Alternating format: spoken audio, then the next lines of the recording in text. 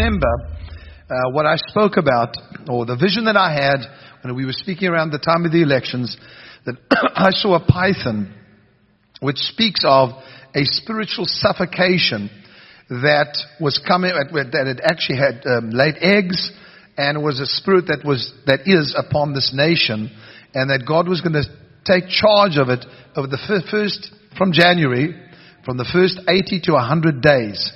Now, I didn't know what that meant, and I still don't know what that means, but I'll tell you this much. The first 80 to 100 days, which starting now in January, whatever time that is, this spirit will be destroyed. But I really felt burdened because I knew that it wouldn't just go easily. Now, where's that picture? Did we Facebook the picture of that Abby sent us? Abby Black, was it? This picture of the child drew about the eagle attacking the python, and of course the eggs would not hatch. All of this is important to understand, because if you don't think there is such a thing as spiritual warfare, my friend, you've got a problem. Because Daniel spoke about this when the prophet was praying, and he knew that he was praying for something more than just his own needs, but he set his face to Jerusalem, which I've spoken to you about already. When you pray, when you walk with God, whatever, you set your face not to your problem. He didn't set his face to Babylon. He set his face to Jerusalem. Now, he was in Babylon in captivity. Even though he was reigning in captivity. You may not understand this, but you can actually reign while in captivity. You can rule while you are in captivity. You can prosper while you are in captivity. What are you talking about, Kim? Well, I don't know if you followed what I was saying the past few weeks, but Joseph, he prospered even though he was in Potiphar's home as a slave. He became the ruler of his household. That was a massive thing. And then he went to prison, and in prison, Joseph prospered.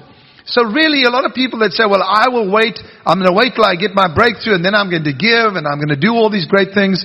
You're wrong, because it's not how it works. This takes place right at the beginning of your life, where you begin to practice the gift of God, like Joseph practiced his gift while he was in prison. He didn't say, when I stand before the king, then I will show my gift. He practiced it. So Daniel, while in captivity, set his face towards Jerusalem and began to pray. And he fasted and prayed.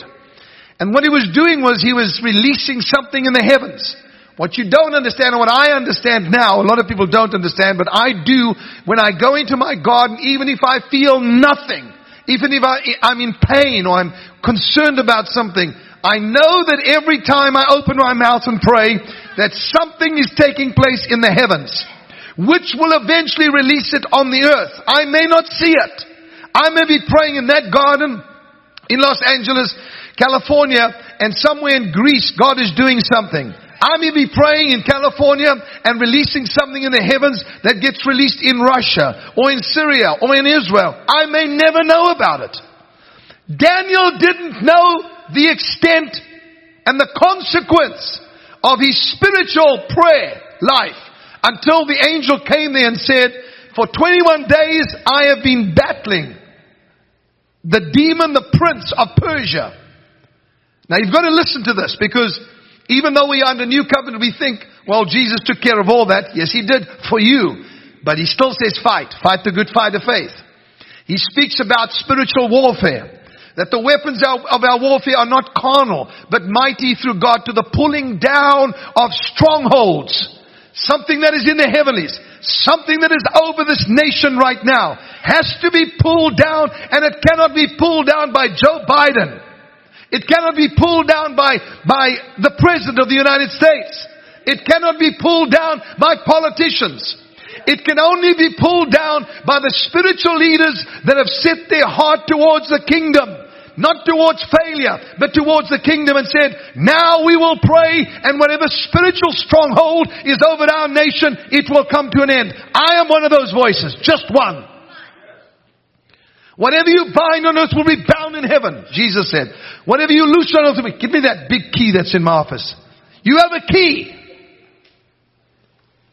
I was going to tell you the names of God, but I'm not going to. I'm going to get straight into the spirit of Python and the spirit that has joined forces in order to try and bring this about, and it's happening and it's taking place right now. Daniel did not know that when he was praying and while he was fasting, that there was a fight going on in the heavenlies, and this is what the angel said to him. He said, Daniel, I have come from a battle for 21 days. That Daniel fasted and prayed for 21 days. And he said, I have come because of your words. In other words, your prayers released me from that warfare. Now I have to return. Because the spirit of Greece has come to join the spirit of Persia in order to bring about a victory. Daniel keep praying. Daniel keep getting revelation.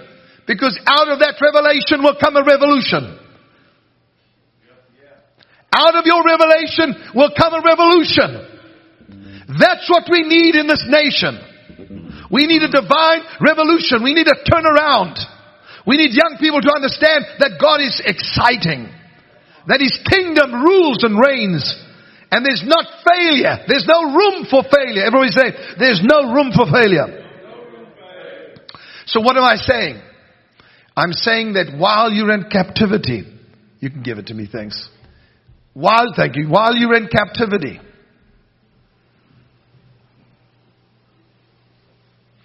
you have a key. Compliments of Ed Monroe. Gave me this key. We have a key. Switch your phones, please. You have a key. That's my wife. Yeah, I knew it. I tell everybody, switch your phones when you're busy. We have a key. The key is prayer. But not regular, ordinary, needy prayer. It's prophetic prayer. What I am doing today is equipping you to join forces to pray not only for America, but for the nations that are under attack right now. Wherever you are watching from, whether you're in the United Kingdom, whether you're in France or Paris or where? Belgium. Shout the names of where they're writing in from. Ohio. Wherever you're from, right now, you are being equipped with prophetic insight as to how to pray to bring victory to our nation. Okay, I just want victory in my house. Well, Daniel got victory in his house when he was praying. When the angel came, he affected Daniel as well. In other words, Daniel's prayers were bringing about revelation. That revelation was bringing about a revolution, a change. Now, the vision that I had was about a python that was going to, and I of course told you what that means. It's a spirit of divination. And that spirit of divination charms. Everybody say charms. Now, I mean, that's with my accent. It's charm. It charms. That's what it does. It is charming. It is enticing. Now, what I saw this morning when I was in prayer, besides anything else, that God was going to bring about a victory, a massive victory in this nation. But there were going to be some humbling moments in the White House and humbling moments for this president. This is not that I'm against him. I'm just telling you some humbling needs to start to take place. We need some humble people to come and to stand and to speak the truth. Humility is lacking. Okay, I'm not getting much response from that, and I don't blame you, because you're not sure where I'm coming from. As I was praying this morning, the Spirit took me into a heavenly place, and I began to realize that there was a stronghold that was joining the Python spirit, and now at this very hour, that spiritual force. Now remember, the angel spoke to Daniel about a prince of Persia and a prince of Greece, and the different princes, the ruling powers, or the not ruling now, but the powers that are at war with the people of God, and Israel specifically, are active at this very moment. And what are we doing? They have planned for the downfall of the U.S. economy. They have planned for the closing of non-profit companies and charitable organizations. They have planned for your downfall and for you to lose your money. This is not about a liberal or a conservative or whatever. It's not about that. Their plan is to destroy and to suffocate the very life out of you. That's their plan. They are active right now. What are we doing about it? What is our responsibility? What is it that we are supposed to do to bring an end to this? Well, we need to vote? Yes, okay, vote. Look what just happened. Vote. Do whatever you have to do. Make your voice known. But I'm telling you right now, the greatest power that you have and the key that you have is to find out what is happening in the spirit and begin to pray against that and declare that you are totally inoperable. You cannot operate in the presence of the people of the living God, and you cannot operate in the presence of the blood of Christ that speaks of better things than that of Abel. We are the princes of the blood royal. Do you understand that? If you do understand that, then I want every person watching me and all over the world to raise your hands up and say, I believe that my prayers make a difference. Therefore, what I perceive, I receive. So Lord, I'm praying for perception to come in these next few minutes. That people would understand and see with the Spirit, and as they realize that their perception will bring about a prayer that will destroy this force that's trying to destroy America. And I can tell you many of the plans of the enemy at this time. I can tell you a lot of it. I don't need to. I've just told you a few things, and eventually it gets onto to your national news. Takes your news to go and find out that's what they're planning. What is God saying though? Now let me say this to you in a very small teaching. The spirit that we are dealing with, besides 𝗲𝗘, which we know God said He'll deal with, we have to pray against, and we have to sow into His kingdom. But the second one is Jezebel. Why are you talking about Jezebel today? Because this morning I saw those two forces joining, because the python is losing power and losing momentum. Just like when Gabriel spoke about the prince of Persia being brought down, this prince of Greece joined him in that battlefield. Now I know some of you may be saying, I think you're crazy, and maybe I am, but I am biblically crazy. And so what I'm giving you right now is what happened in the Bible and what's happening right now. Every Bible name has a meaning. So much so that sometimes when God changed the nature of a person, He also changed his or her name. Now Sunil will tell you and show you in code breakers, not today, that how it was, I heard the plans of demonic powers when I was in Detroit, Michigan, and prophesied when they said, we will change the name of America and we will change the name of Israel. Now some of you are perhaps sitting there saying, this is absolutely stupid. It's happened in the past, it can happen again. Don't be so sure of yourself. I'm not even going to talk about the gun control issue right now, but this is going to get very, very nasty. I'm just warning you, and maybe some of you know that, but it's going to get really nasty. What do we got to do about it, Kim? We are covered by prophetic preservation. But remember something. When God changes a person's name, it was for the future. In other words, when He changed the name of Abram to Abraham, because God believed God's promise of a son. And so He changed his name to Abraham, putting God's in there. So He changed his wife's name from Sarai to Sarah. Okay, you got me. Years later, after the angel of the Lord had wrestled with him all night long, Jacob's name was changed to Israel. Now remember something, each one of you, according to Revelation chapter 3, you've been given a new name, which means you have a nature inside of you that is able to fit with that description and that name. That's another teaching altogether, and it's in the Bible. Go to Revelation 3 something, I don't know what it is, and it's there. And you'll find out He says He is given, in fact, I'm going to read it to you right now. Miranda, can you bring me my Bible, which is normally, yeah. And I'm going to read this to you because I want you to see something, because we're going to be dealing with the book of Revelation as well and the future. You have to go and get it. That's usually, yeah. I had it earlier on. Okay. So Jacob wrestled with God, and God said these words to him. Now, sometimes we're going to realize that what we're wrestling is for our future. What we're wrestling for is for what is already inside of us, our destiny. Remember, son, the enemy does not want you to get what God planned for you to have. You all know that. But what are we wrestling? Now we know it's a spiritual battle. We cannot do it by ourselves. But Jacob wrestled with God. Now that's a great wrestling match, because God usually loses. Let me show you why. And when I don't say lose, I'm kidding with you.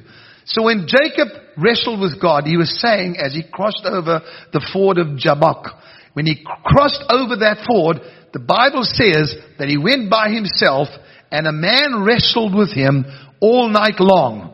Now that wrestling match was for a purpose. First of all, God wanted to see if he could prevail not only over men, but over God. He can prevail with God, not over God, with God. Let me read this to you in Revelation chapter 3. I hope I can find it because this is one of the most unplanned meetings, although I have prayed a lot.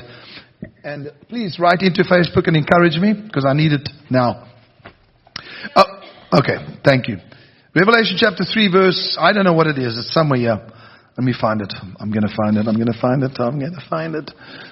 No, I haven't found it. Anyway, what I'll do is I'll just read it to you then. It's here somewhere. Just go and find it. Maybe somebody on Facebook can write it in. It's where it says, he has given us a stone and written on that stone a new name, which no one knows except him who receives it. I'm just quoting that out of my head. I think it's it's Revelation chapter 3. I just cannot find it at this very second. And anyway, somebody can write in and tell me. It was unplanned. So the scripture says in Revelation, that's the revelation of Jesus Christ. It says, we have been given a white stone and written on that stone a new name which no one knows except him who receives it. 2:17. Thank you so much. Everybody go there. Everybody go. Revelation chapter 2 verse 17. Let's read it. I'm going to read it to you because it's a very exciting one. He who has an ear, let him hear what the Spirit says to the churches. That's to you. To him who overcomes, I will give some of the hidden manna to eat. Beautiful thought here. If you overcome, everybody stop. You say, some of you are thinking to yourselves, well, I didn't overcome yesterday. Did you overcome today? Did you overcome anything today? If you overcame just one thing, you're an overcomer. But Kim, I'm struggling with other things. If you can overcome one thing at a time, you're an overcomer. If you have nothing that you're overcoming, then you're a loser. But surely you can understand that we cannot overcome everything at the same time. But when something comes against you and you're able to overcome it, you are an overcomer. Beautiful. Good going, Kim. He who overcomes, I will give some of the hidden manna to eat. That which is hidden inside of you will come forth. Just like Hannah, the experience she had, we gave some of the hidden manna. Yeah. Anyway, so the hidden manna, when she had it in her spirit, I spoke it out. She had to step out by faith. Hannah could have said at that time, no, I'm not doing it. I've had people say that to me, but she didn't. She stepped out and began to do it by faith. And the result was, look what you have today. You have a person singing songs of God, prophesying, doing the most amazing stuff. And what happened was there was hidden manna in Hannah. Hidden manna in Hannah. There's hidden manna inside of you, and the way that it comes forth is when you overcome. Let me give you an example. God says to you, I'd like you to take 30 minutes of your time, and I want you to go and pray. You say, I'm sorry, I cannot do it, and you don't overcome. I'm trying to tell you, it's in those areas that we need to overcome more than these silly little things that seem to hold us down, and we worry about every single day. We've got to worry about the big stuff that we have to overcome, that comes against us. He who overcomes, was it 17? I will give hidden manna to eat. Okay, I've said it. And I will give him a white stone. And on the stone a new name written which no one knows except him who receives it. Wow. What is it saying? It says each one of you has something hidden that has to come out. The white stone speaks of revelation. When Jesus said, who do men say that I am? To his disciples. Some said, you are Jeremiah. Some said, you are Elijah. Some said, you are John the Baptist. Some say, there's too many people quoting somebody else. What do you say? Jesus says to them, who do you say that I am? I'm sick of hearing what CBN is saying, or CNN is saying, whoever. I didn't mean CBN. Sorry, Pat. Sorry. Not doing very well today. CNN or ABC, whatever they are. I don't want to hear what they're saying. What do you say? Listen carefully, please. Nobody says a word. Simon Peter plucks up the courage because something's hidden inside of him. And he's going to overcome fear. And he says, you are the Christ, the Son of the living God. As he says that, Jesus swings around in response to revelation. Are you hearing me? What does God respond to more than anything else? Revelation. What He has revealed to you, speak out. I'm not ashamed to say I'm a prophet because God told me that, made me that. And I would be stupid not to say it. If God made you something, then you say it. You speak it out. So Simon Peter reveals what he gets. He says, you are Christ the Son of... Jesus responds to him and says these words. He said, blessed are you, Simon Bar-Jonah. For flesh and blood has not revealed this to you, but my Father has revealed this to you. He says, listen to this now. He says to him, no longer are you Simon, but now you are Peter. What's that all about? Well, remember when he first met Peter, he said, you are Simon, but you will be called Peter. Hidden inside of you is a reigning rock. And it was only when he spoke out the revelation and that was released that he became Peter. It's only when you speak it out, you overcome. And revelation is spoken out that you become the stone. Now, what does the white stone speak about? So what did he say? What did he say to him? He said, where's my key? Forgive the den today, please. What did he say to him? Based on your revelation, I give you the keys of the kingdom.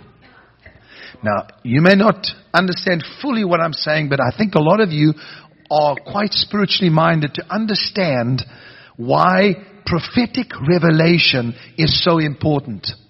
Because when God says something and you speak it out, there is a response that comes from God and says, now you've stepped into your higher nature. Now you have stepped into your higher calling. You have another revelation 2 years from now, you step into a higher. It always goes higher and higher to a higher degree of understanding, insight, to a greater realm of existence. Okay, so Simon Peter gets the keys. What does he tell him he can do? Bind on earth, bind in heaven. Loose on earth, loose in heaven. By the way, you understand what the word Peter means. It means a stone. The Revelation chapter 2 verse 17 simply says, when you get a revelation, it is like a white stone, and on that stone written a new name, which only you know about. And then you change into that which is hidden inside of you. That was well put. At least that little piece was well put. Okay. In the New Testament, Saul of Tarsus, whose name meant demanded. He changed his name to Paul. You know what Paul means? Little. Lesser. He was no longer demanding. He changed his name to humble or less or little. And this is what the greatest apostle became in his own eyes as he looked increasingly upon the greatness of Christ. It's amazing how often a biblical character lives up to the meaning of his or her name. It is. Sometimes, as in the case of Paul, they deliberately took a name that meant what he wanted to be. Now, let me speak to you in closing these last few minutes, because you and I have got to get to understand what is taking place in the Spirit. Let's talk about the name Baal. Baal is how you actually say it. The prophets of Baal.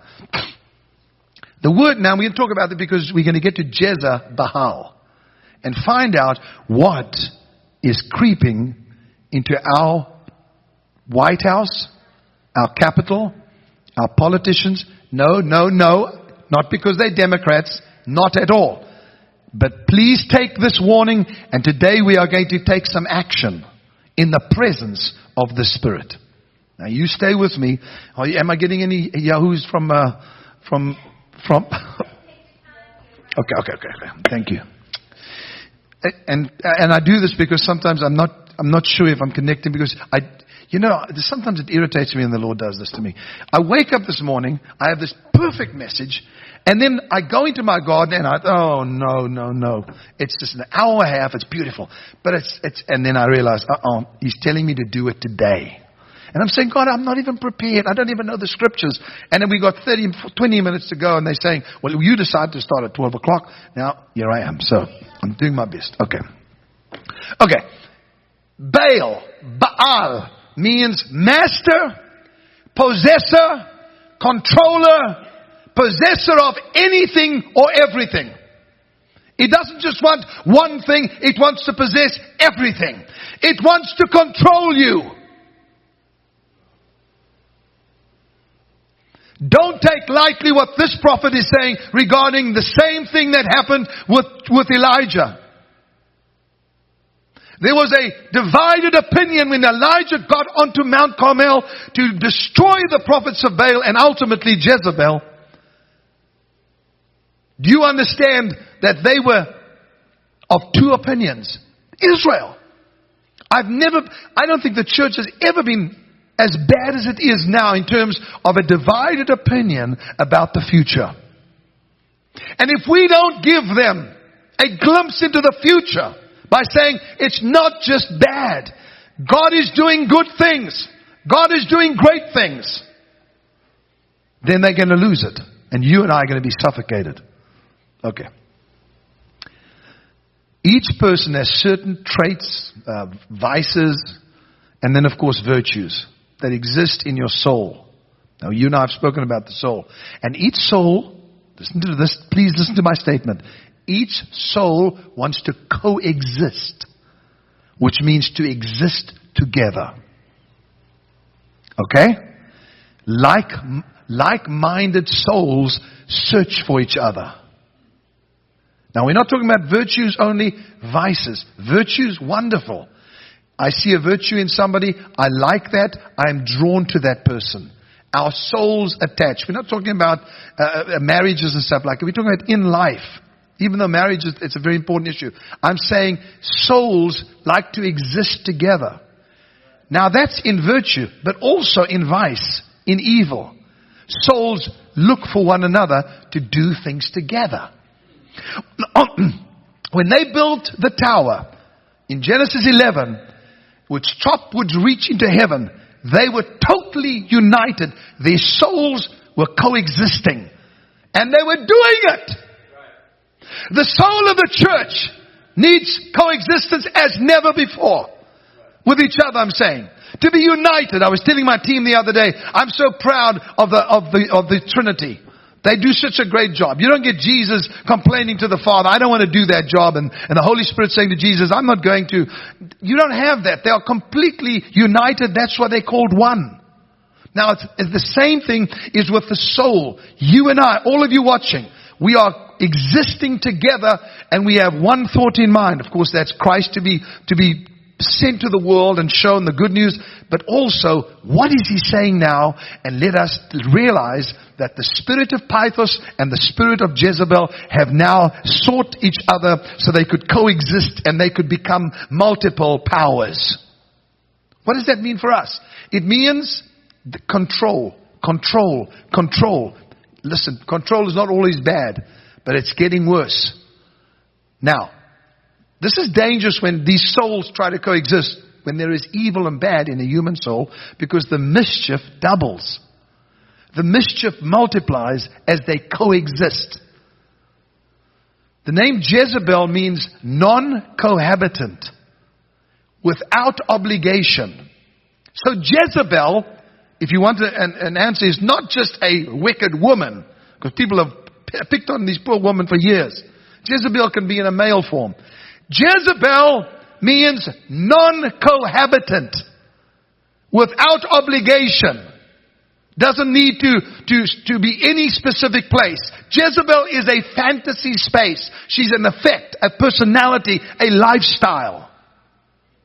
Now let's give you a bit of history on Jezebel, because we're going to pray against this together in the next few weeks. I've set myself aside to fast like I've never before and pray, because God called me to this nation and to Israel.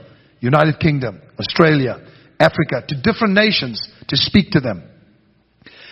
Now, who was Jezebel in history? The daughter of 𝗝𝗚bāhal, who was the priest king of Tyre and Sidon. She was married to Ahab, as you know, to ratify an alliance between Tyre and Israel. Tyre, that's the city, okay? By which Omri provision was made for her to continue, listen, to worship her native god, Baal, in Samaria, her new home. So in other words, it was coming from the top. You realize, when somebody has authority to that degree, the queen, it then gets released to the nation. She had a strong, domineering character and was self-willed, and she was forceful. A fanatical devotee of Melquat, the Tyrian Baal. Now, that's just a little bit of history I thought I'd give you, so you understand she came into Israel as a queen.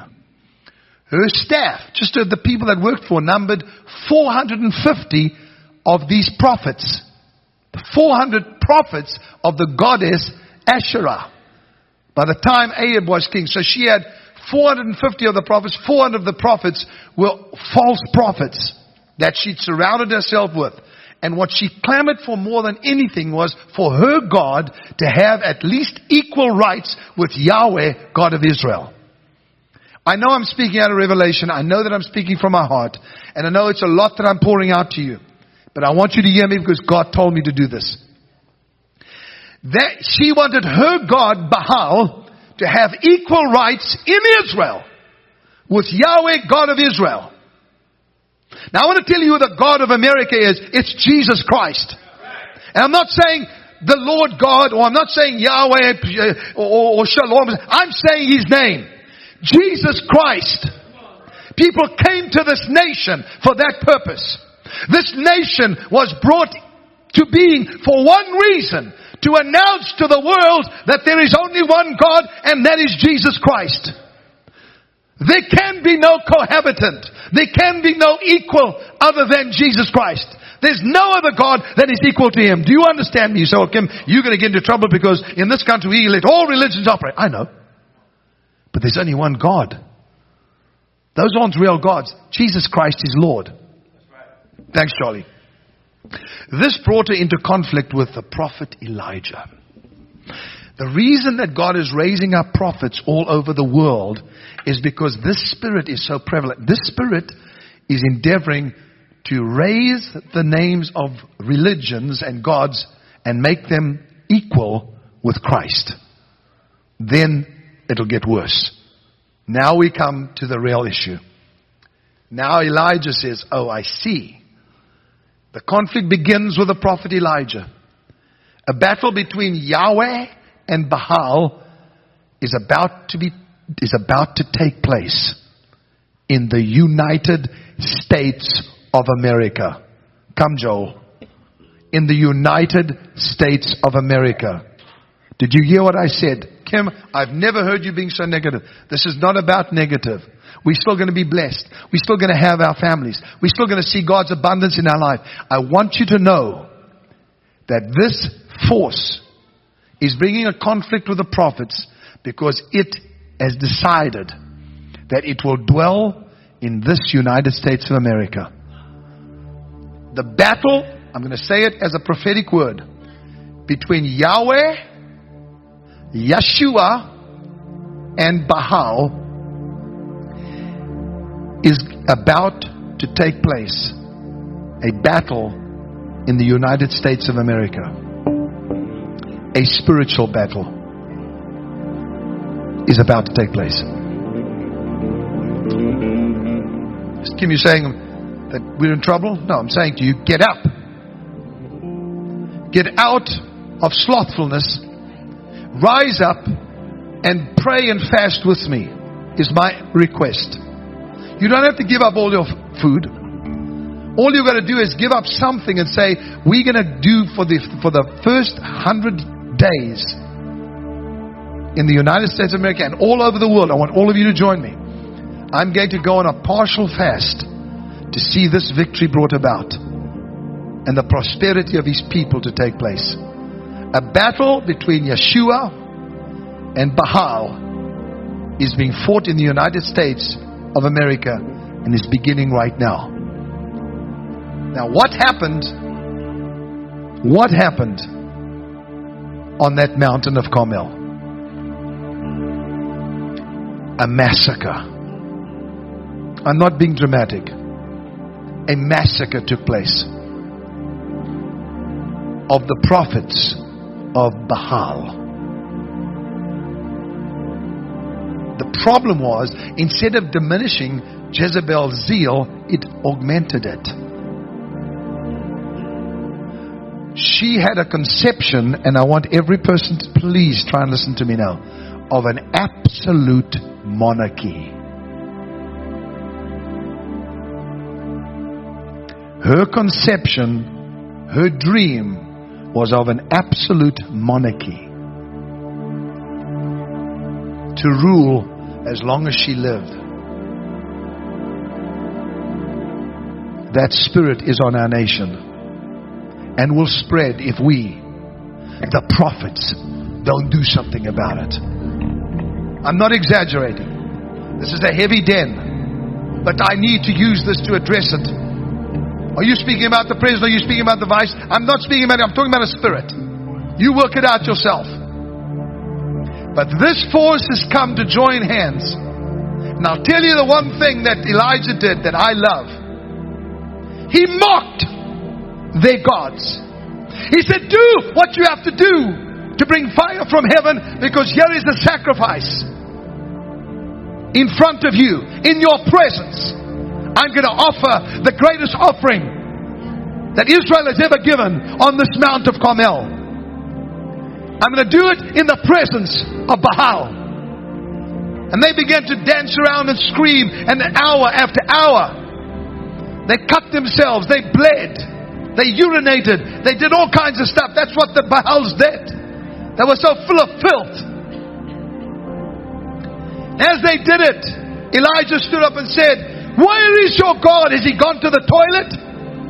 Has he gone to refresh himself? And began to mock the God of Baal, the Baals. Now listen to me, please. This is great stuff. Go to a major key so we can, and go to the key of D major if you can. Listen to this, people. I'm finished with Jezebel now. I just wanted to tell you that. But I do want to tell you this. What is going to bring about victory in the United States of America, Canada, United Kingdom, France, countries all over the world that God has pinpointed me to pray for. Even though oppressed nations, Russia, God has told me there's certain things He wants to do, and He is plucking out people from all of these nations, and they're going to have this unbelievable soul connection like we have right now, and going to break the power of this force as Elijah did on Mount Carmel. Thank God I'm finished with that, because I had to share it. It's off my heart now. Now let's do what they did. Every person watching me at this very moment, I want you to stop just for a second. I want you to think just for 1 minute about what took place, and then we're going to play, and we're going to get you into a place of hearing from God. Elijah stood and mocked them, and then he said, get out of my way, and built an altar. Now you've heard me talk about this before, but we are going to act today. What was the purpose of it? He said, bring me water, pour it on the wood, because I'm going to prove God so much to you that I'm going to take that which you don't have, pour it on the wood so it's impossible for it to burn. And then the fire and the water together, okay, the fire and the water together are going to bring about rain and the destruction of the Baal prophets, and bring Israel into one opinion. He stood before Israel and said, why do you have two opinions? Your soul is divided. Let us offer the offering to God, and in the presence of the Baal, let us offer this offering, and when the fire comes and consumes the offering, the first thing that's going to happen is the destruction of the prophets of Baal, and then the rain from heaven. Are you wanting that for your nation, for your people, for your family, for your business? Yes, you do. Then we're going to do it now. Father, we sense very strongly that this prophetic revelation has taken us to a place where we know we have no choice but to act. We're not going to do anything now. We're going to first do what Elijah did in the presence of these enemies, in the presence of Baal, in the presence of Jezebel. We are going to offer an offering to you, Lord, and we pray that as we put it on this altar, that you would consume our offering and then bring to destruction, begin today, of this spirit that has endeavored to join the spirit of Pythos, to suffocate us, to take habitation of us, to take control over us. And Lord, I pray, cast it out from even the top in the land, throughout this nation and throughout the earth, I pray. Now every person, listen to me. I want you to pray a prayer and say this, and then I want you to act. I want to give to you, Lord, knowing that this offering is done in the presence of prophetic revelation and in the presence of the spirit of Jezebel. And as I do it, I'm praying that you would bring this force down and that you would touch our nation, but especially our families, and that Yeshua would be raised up and control, suffocation will be brought down to nothing. Say this with me. Speak to me now, and I will give. And as I give, consume my offering, destroy the influence of these religions, and send the rain.